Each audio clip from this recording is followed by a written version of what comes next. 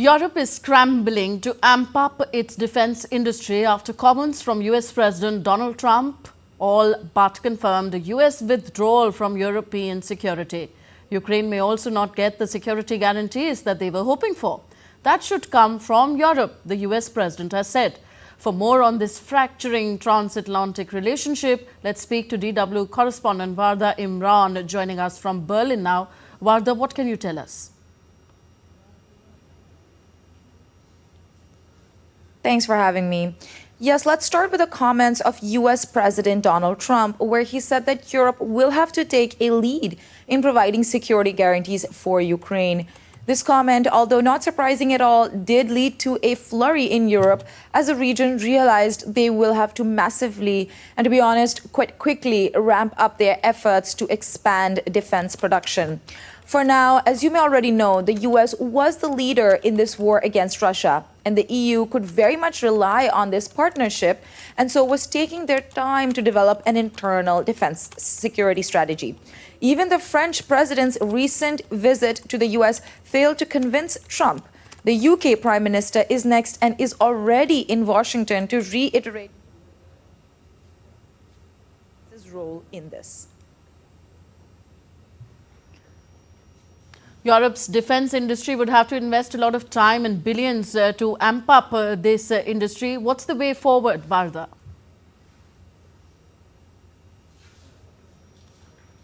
Well, the way forward is for European countries to start reorganizing their kitties to make way for increased defense spending.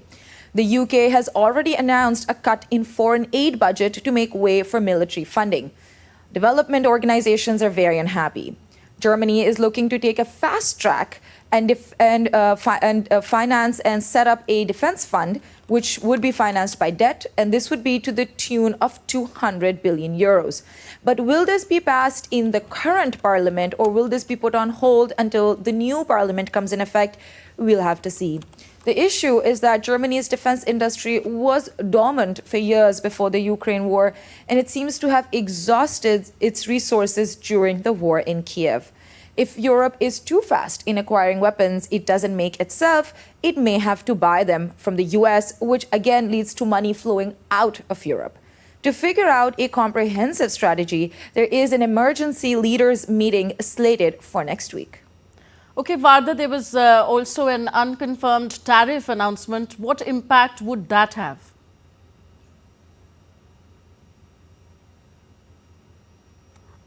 Oh, these tariff threats have become so commonplace in the last month or so since Trump took office. And the latest threat includes a 25% tax on imported goods from the European Union, including cars. I believe his exact words were cars and all other things.